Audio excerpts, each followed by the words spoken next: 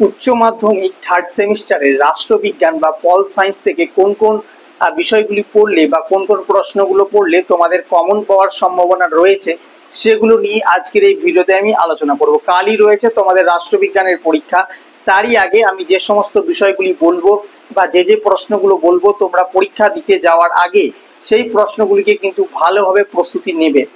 তো কি কি প্রশ্ন করতে হবে তোমরা দেখে নাও। প্রথমেই তোমাদেরকে বলবো, এটা হচ্ছে তো সাজেশন। তো এখান থেকে তোমাদের আমি যে জায়গাগুলো বলবো সেই জায়গাগুলো থেকে যে সমস্ত প্রশ্নগুলো থাকবে সেই প্রশ্নগুলো পড়ে নেবে। কেমন কেমন ধরনের প্রশ্ন করবে আগে এই জিনিসটা পড়ার পর আমি তোমাদের সেটা বলে দিচ্ছি। তো দেখো, যারা একেবারেই প্রস্তুতি নাওনি, ঠিকভাবে পড়োনি, তারাও যদি শেষ মুহূর্তে এই জায়গাগুলো পড়ে যাও তারাও কিন্তু অনেকাংশ প্রশ্ন কমন পাবে। ঠিক আছে, দেখো তো কোন কোন জায়গাগুলি তোমরা প্রথমত পড়বে আমি তোমাদের বলে দিই। প্রথমেই যেটা তোমরা পড়বে, দ্বিতীয় বিশ্বযুদ্ধ এবং প্রথম বিশ্বযুদ্ধ, এই দুটি জায়গা থেকে প্রশ্ন পড়বে। কেমন ধরনের প্রশ্ন পড়বে সেই প্রশ্নগুলো আমি বলে দিচ্ছি একটু পর। ঠান্ডা লড়াই জায়গাটা পড়বে, কত সালে হয়েছিল, কি হয়েছিল। হ্যাঁ, তারপর হচ্ছে তিনের দাগ যেটা আমি দিয়েছি সাজেশন, সেটা হচ্ছে মিউনিকের যে চুক্তি ছিল, মার্শাল পরিকল্পনা, ন্যাটো NATO এর সম্পূর্ণ নাম, সনদ সংশোধন, ভোটাদান পদ্ধতি, ভিয়েতনাম যুদ্ধ কাকে লৌহমানব বলা হয়, মাউন্ট ব্যাটেন পরিকল্পনা কত সালে গ্রহণ করা হয়েছিল, জাতিসংঘ, তার যে জাতিসংঘের যে কার্যক্রমগুলো রয়েছে সেই কার্যক্রমগুলো ভালো করে পড়ে যাবে, আর র্যাডক্লিফ সীমানা, সম্মিলিত জাতিপুঞ্জ, নিরাপত্তা পরিষদ তার বিভিন্ন কাজ, অস্থায়ী সদস্য, সনদ সংশোধন, কার্গিল যুদ্ধ, অবশ্যই কিন্তু সালটা ভালো করে পড়বে, জাতীয় নিরাপত্তা দিবস কবে পালন করা হয়, কাশ্মীর সমস্যা, উদ্বাস্তু সমস্যা এবং জম্মু কাশ্মীর যে সমস্যা, উদ্বাস্তু শব্দের অর্থ কি, এই প্রশ্নগুলো করবে। বিভিন্ন গ্রন্থের লেখক, যেমন ধরো এ ট্রেন টু পাকিস্তান কার লেখা, খুশবন্ত সিং, এরকম যে গ্রন্থগুলি লেখা তুমি যতগুলো পাবে বই থেকে প্রত্যেকটা প্রশ্ন খুব ভালো করে করবে। নেহেরু লিয়াকত চুক্তি কত সালে হয়, কাদের মধ্যে হয়, তার মূল উদ্দেশ্য কি ছিল, এই জায়গাগুলো যদি এইভাবে পড়ো তাহলে কিন্তু তোমরা যে স্তম্ভ মেলানো বা তোমাদের বিবৃতি ব্যাখ্যামূলক প্রশ্নের সঠিক উত্তর দিয়ে আসতে পারবে। কেউ যদি ভেবে থাকো MCQ প্রশ্ন মানে আমি শুধুমাত্র ছোট ছোট প্রশ্নগুলো পড়বো, ডিটেলসে আমি কিছু পড়বো না, তাহলে সে কিন্তু ভুল করবে। কারণ বিবৃতি ব্যাখ্যামূলক প্রশ্ন বা স্তম্ভ মেলানোর ক্ষেত্রে এমনই প্রশ্ন বানানো হচ্ছে যে ক্ষেত্রে শুধুমাত্র শর্ট প্রশ্ন পড়লেই তুমি কিন্তু উত্তর করে আসতে পারবে না। এরপর যে জায়গাগুলো করবে, দেখো ভারতের প্রথম কমিউনিস্ট সরকার, তারপর হচ্ছে তোমার স্থিতিশীল বহুদলীয় ব্যবস্থা এবং সাথে করবে অস্থায়ী বহুদলীয় ব্যবস্থা। আরো প্রশ্ন তোমাদেরকে করতে হবে, যেমন ভারতের রাজনৈতিক দল, তার উপর প্রশ্ন করবে। কি কি প্রশ্ন করবে আমি বলছি, সাথে তার কাজগুলো, ভারতের রাজনৈতিক দলের বিভিন্ন কাজ সম্পর্কে পড়বে। তারপর হচ্ছে ভারতের যে কূটনীতি, সেই কূটনীতি সম্পর্কে পড়বে। ভারতের জাতীয় কংগ্রেস, এই জায়গাটা খুব ভালো করে পড়বে। এবং তোমাদের রাষ্ট্রবিজ্ঞানের সম্পূর্ণ 5টা যে অধ্যায় রয়েছে সেই পাঁচটা অধ্যায় যতগুলো তোমাদের সাল রয়েছে সালগুলো তো পড়বেই, সাথে সেই সালের যে তারিখ এবং মাস রয়েছে সেটাও কিন্তু পড়বে। কারণ MCQতে সালের সাথে সাথে তোমাদের তারিখ বা মাসটা কিন্তু দিয়ে দিতে পারে। সুতরাং খুব ভালো করে পড়বে জায়গাগুলো, যেন কোনো রকম তোমাদের ভুলভ্রান্তি না হয়। এবং বিভিন্ন যে গ্রন্থের লেখক সেগুলো পড়বে, কোন চুক্তি কাদের মধ্যে হয়, কি উদ্দেশ্য হয়, তারপর তোমার কত সালে হয়, এই টাইপের প্রশ্নগুলো কিন্তু ভালো করে পড়বে। এবার যে প্রশ্নগুলো আমি বলে দিচ্ছি সেই প্রশ্নগুলো তোমরা একটু বেশি ভালো করে পড়ে যাও। যেমন প্রথমেই বলবো যে দ্বিতীয় বিশ্বযুদ্ধ এবং প্রথম বিশ্বযুদ্ধ কত সালে হয়েছিল, ঠান্ডা লড়াই, সেই ঠান্ডা লড়াই থেকে নানান প্রশ্ন তোমাদের রয়েছে। যেমন এই ঠান্ডা লড়াই কোন কোন দেশের মধ্যে হয়েছিল, ঠিক আছে। তারপর তোমরা করবে যে এটা কত সালে হয়েছিল, দ্বিতীয় বিশ্বযুদ্ধ কত সালে শুরু হয়। তারপর ঠান্ডা যুদ্ধের যুগকে দীর্ঘ শান্তির যুগ কে বলেছেন, এই ধরনের প্রশ্ন। অধ্যাপক গ্যাডিস হবে এর উত্তর। তারপর ঠান্ডা যুদ্ধের অন্যতম প্রধান নেতৃত্ব প্রদানকারী দেশ কোনটি, উত্তর হবে মার্কিন যুক্তরাষ্ট্র। ঠিক আছে, ঠান্ডা লড়াই কথাটি ব্যাপকভাবে ব্যবহৃত হয় কত সালে, 1947 সালে। তারপর ঠান্ডা লড়াইকে গরম যুদ্ধ কে বলেছেন, ভীষণ গুরুত্বপূর্ণ প্রশ্ন, ফ্রিজম্যান হবে উত্তর। তারপর এই ধরনের যে দেখো গ্রন্থ, ওয়ার্ল্ড পলিটিক্স গ্রন্থটি কার লেখা, উত্তরটা হবে পিটার ক্যালভোকেডেসি।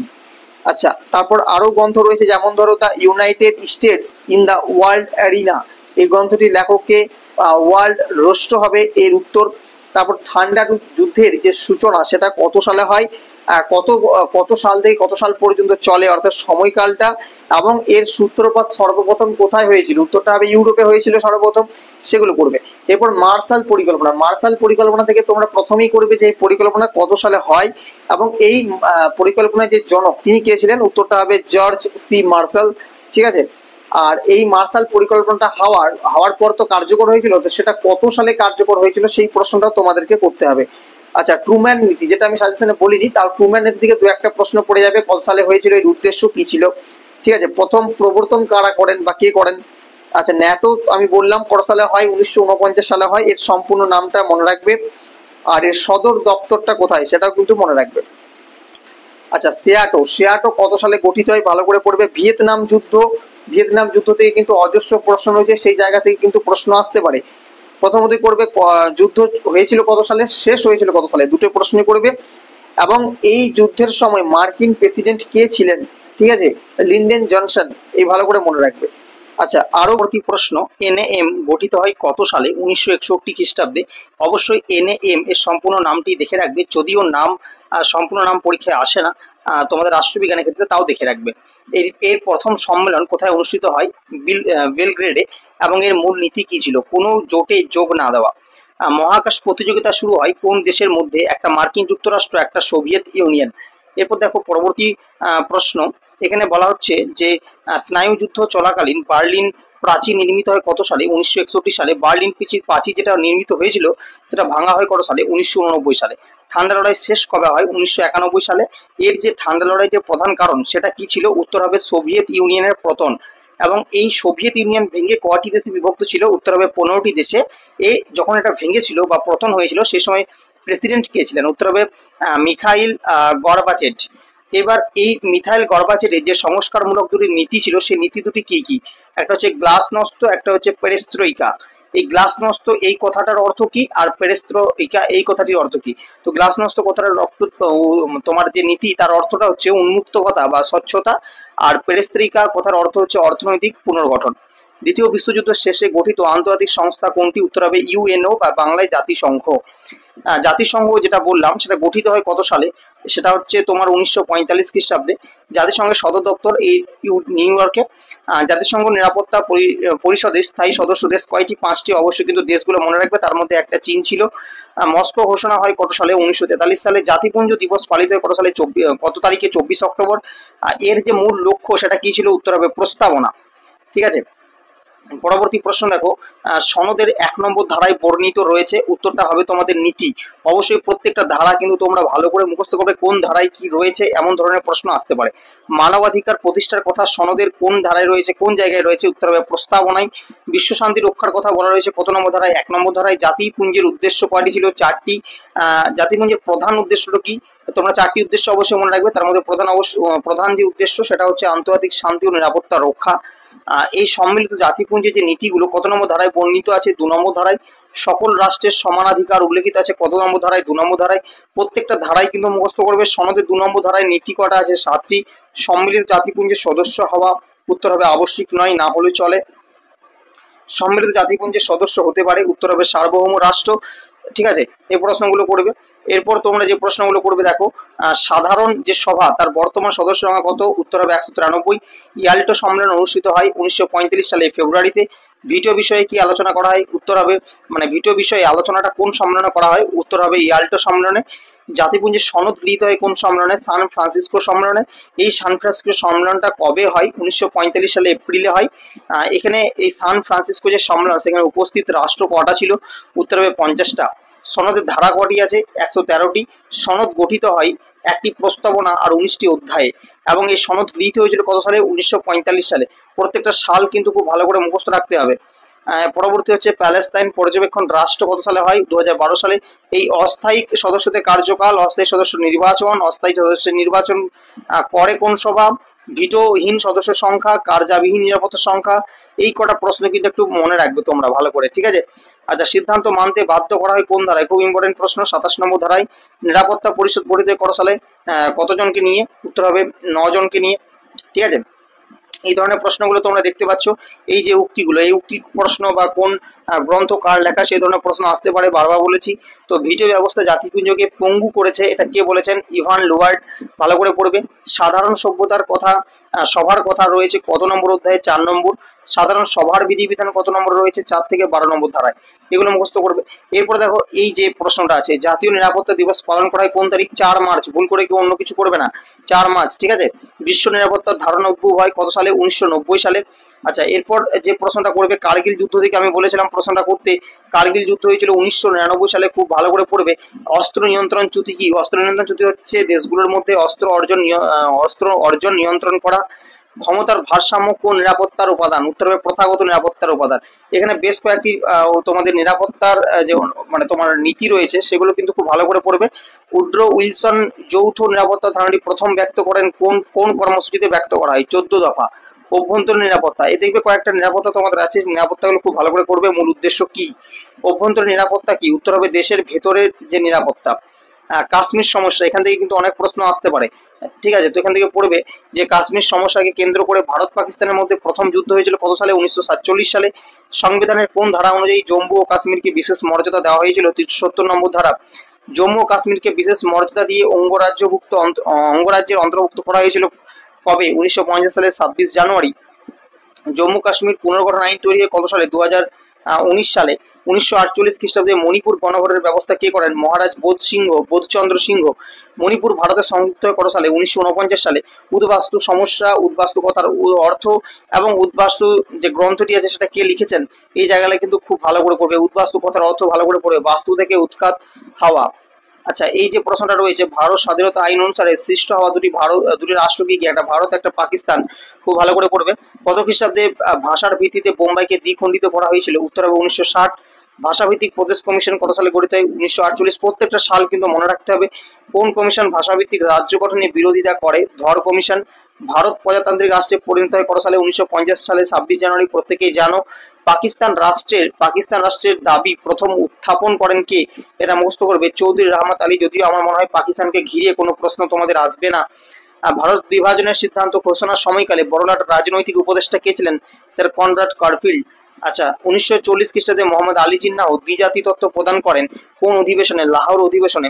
গণপরিষদের প্রথম যে অধিবেশন সেটা বসে কত সালে? 1946 সালে 9 ডিসেম্বর। আচ্ছা, এরপর আরো কিছু প্রশ্ন রয়েছে, যেমন পুনর্বাসন নীতি কে ঘোষণা করেন? তারপর তোমাদের যে জওয়াহরলাল নেহরু। মাউন্ট ব্যাটেনের যে পরিকল্পনা কত সালে হয়? এর উদ্দেশ্য কি ছিল? এগুলো কিন্তু ভালো করে পড়বে। 1947 সালে 3 জুন। তারপরে এই যে ভারতের প্রথম প্রধানমন্ত্রীর নাম, ভারতের প্রথম উপপ্রধানমন্ত্রীর নাম বল্লভভাই প্যাটেল। এগুলো ভালো করে মুখস্থ রাখবে। তারপর আমি বলেছিলাম যে বিভিন্ন যে গ্রন্থগুলো রয়েছে সেগুলোর নাম, যেমন একটা দিয়েছে ট্রেন টু পাকিস্তান, খুশবন্ত সিং লিখেছেন। এইগুলো কিন্তু পড়বে। নেহেরু লিয়াকত চুক্তি কাদের মধ্যে হয়েছিল? এর উদ্দেশ্য কি ছিল? কত সালে হয়েছিল? আর এই চুক্তির অপর নাম কি ছিল? এটা মনে রাখবে। এই চুক্তির অপর নাম ছিল দিল্লি চুক্তি। দেখো বন্ধুরা, তোমাদের প্রত্যেককেই বলছি, আগে আমি যতগুলো সাজেশন দিয়েছি যে সাবজেক্টের, প্রত্যেকটা সাজেশন কিন্তু কিছু কিছু করে মোটামুটি ভালোই প্রশ্ন কমন এসেছে। তো তোমরা কিন্তু এই যে বিষয়টি রয়েছে সেখান থেকেও কিন্তু অনেক প্রশ্ন কমন পেতে পারো, সুতরাং ভালোভাবে করবে। আর লৌহ মানব কাকে বলা হয়? সর্দার বল্লভভাই প্যাটেলকে। আচ্ছা, এই যে দেশীয় রাজা কাশ্মীর ভারত মুক্তির জন্য সম্পাদিত দলিল কোনটি, যেটাতে ভারত মুক্তি দলিলে স্বাক্ষর করেছিলেন? সেই দলিলের নাম ছিল ইনস্ট্রুমেন্ট অফ অ্যাসেশন। পুনর্বাসন নীতি ঘোষণা করেন, একবার দিয়েছিলাম, জওয়াহরলাল নেহরু। 1947 আগে ভারতবর্ষ কি ভারত ভাগের পরিণতি কি ছিল? উদ্বাস্তু সমস্যা। ভারতের বিসমার্ক, সর্দার বল্লভভাই প্যাটেল। এই প্রশ্নটা এবং তোমার লৌহ মানব, এই দুটো প্রশ্ন কিন্তু ইম্পর্টেন্ট প্রশ্ন, একেবারে আসার মতো। তারপর এই যে এই প্রশ্নটা, ধর্মীয় সংখ্যাগরিষ্ঠের ভিত্তিতে বিভক্ত হয়েছিল দুটো ভাগে, বাংলা একটা পাঞ্জাব, ঠিক আছে। ভারত দেশভাগের যন্ত্রণা সর্বাধিক সহ্য করেছিল যে দুটি রাজ্যে, একটা পাঞ্জাব, একটা বাংলা, এই দুটো। উদ্বাস্তু গ্রন্থের লেখক, ভালো করে পড়বে কিন্তু, হিরণময় বন্দ্যোপাধ্যায়। তারপর তোমরা এটা পড়বে যে পাঞ্জাব উদ্বাস্তু পুনর্বাসনের সমগ্র বিষয়টি পরিচালিত হয় যার নির্দেশে? উত্তর হবে সর্দার তারলোক সিং। যে প্রশ্নগুলো আমি স্কিপ করে যাচ্ছি তোমরা সেগুলো পড়বে। এই যে র্যাড ক্লিফ সীমানা, ভীষণ গুরুত্বপূর্ণ, আমি বললাম। ভারত ও পাকিস্তানের মধ্যে। নেহেরু লিয়াকত চুক্তির অপর নাম? দিল্লি চুক্তি। উদ্বাস্তুদের বন্ধু নামে কে পরিচিত ছিলেন? শ্যামপ্রসাদ মুখোপাধ্যায়। প্রত্যেকটা প্রশ্নই ভীষণ গুরুত্বপূর্ণ প্রশ্ন। এই যে জাতিসংঘের প্রথম অন্যতম সদস্য কে ছিলেন? শ্যামপ্রসাদ মুখার্জি। আসতে পারে এই প্রশ্নগুলো। ভারতের কেন্দ্রে প্রথম অকংগ্রেসি সরকার কবে গঠিত হয়? 1977 সালে। ভারতের মার্ক্সীয় সাম্যবাদে বিশ্বাসী একটি দল সিপিআইএম। ভারতের প্রথম কমিউনিস্ট সরকার কত সালে গঠিত হয়? এই কমিউনিস্ট সরকার থেকে কিন্তু অনেক প্রশ্ন আসতে পারে, সুতরাং পড়বে। কেরলে গঠিত হয়, এটি ভাঙন হয় কত সালে? 1964 সালে। ইংল্যান্ডের একটি রাজনৈতিক দলের নাম? উত্তর হবে লেবার পার্টি। খুব ইম্পর্টেন্ট প্রশ্ন, এরকম প্রশ্ন কিন্তু পরীক্ষা আসতে দেখা যায়, সুতরাং ভালো করে প্রিপারেশন নেবে এই প্রশ্নগুলো। তারপর এই যে কংগ্রেসের আধিপত্যকে দ্য কংগ্রেস সিস্টেম কে বলেছেন? এই ধরনের প্রশ্ন, উত্তর হবে রজনী কোঠারি। এই ধরনের প্রশ্ন আসতে পারে। 1967 খ্রিস্টাব্দ পর্যন্ত ভারতের কোন দলের আধিপত্য ছিল? উত্তর হবে জাতীয় কংগ্রেস। দেখো পরবর্তী আরো প্রশ্ন রয়েছে, দেখো এই যে জায়গাগুলো ভালো করে পড়বে। স্থিতিশীল বহুদলীয় ব্যবস্থা কোথায় পাওয়া যায় আর অস্থায়ী বহুদলীয় ব্যবস্থা কোথায় পাওয়া যায়? একটা হবে সুইডেনে, একটা হবে তোমার ফ্রান্সে। ঠিক আছে, এই প্রশ্নগুলো করবে। রাজনৈতিক দলের ত্রুটি কি? ভালো করে পড়বে এটা। সুষ্ঠু জনমত গড়ে তোলার পথে বাধা সৃষ্টি করা। তারপর ভারতের একটি ব্যক্তিকেন্দ্রের রাজনৈতিক দল জাতীয় কংগ্রেস। ভারতের রাজনৈতিক দল ব্যবস্থা কি ধরনের? উত্তর হবে বহুদলীয়। তারপর এইগুলো যেগুলো পড়বে, যে ভারতের রাজনৈতিক দল সাংবিধানিক স্বীকৃতি লাভ করে 1985 সালে। প্রচুর সাল রয়েছে, ঠিক আছে, প্রচুর সাল রয়েছে, প্রত্যেকটা পড়তে হবে, ধীরে সুস্থে পড়তে হবে। তারপর দেখো তোমাদের আরো প্রশ্ন আছে, যে 52তম সংবিধান সংশোধিত কবে সংগঠিত হয়? 1985-তে। ভারতের প্রথম রাজনৈতিক দলের নাম? খুব আসে পরীক্ষায়, জাতীয় কংগ্রেস। এই যে প্রশ্নগুলো পড়বে, ভারতের দল ব্যবস্থা গঠনে অনুপ্রেরণা দিয়েছেন কোন দেশ? ব্রিটেন। রাজনৈতিক দলগুলিকে স্বীকৃতি দেয় কে? নির্বাচন কমিশন। এই নির্বাচন কমিশন সংক্রান্ত যে সমস্ত প্রশ্নগুলো তোমাদের বইয়ে রয়েছে খুব ভালো করে কিন্তু পড়বে। বিশেষ করে প্রত্যেক ছাত্রছাত্রীকে বলবো যে তোমরা তোমাদের টেক্সট বইটা তো পড়বেই, সাথে তোমাদের টেক্সট বইতে যে অনুশীলনগুলো রয়েছে সেগুলো কিন্তু খুব ভালোভাবে করে যাবে।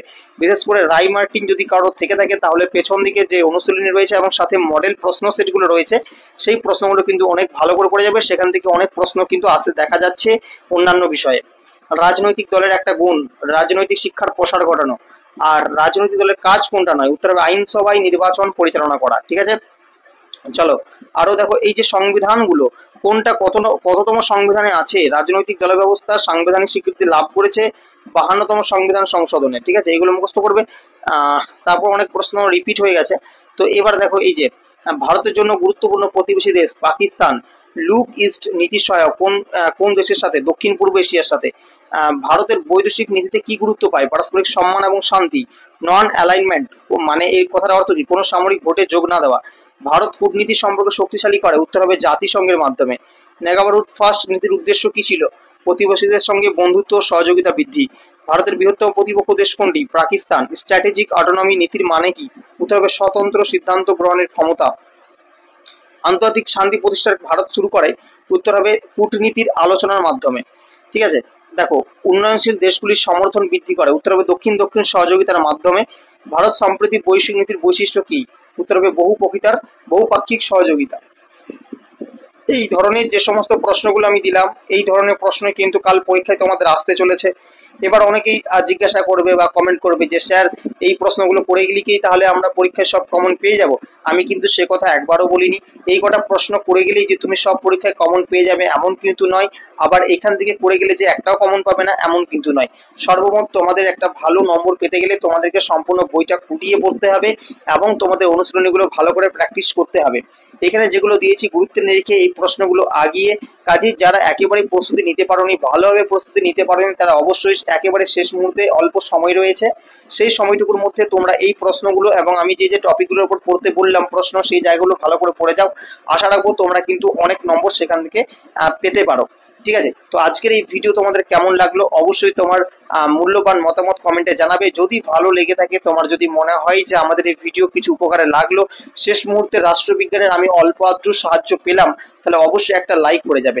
আর ভালো লাগলে অবশ্যই চ্যানেলটিকে সাবস্ক্রাইব করতে একেবারে ভুলবে না।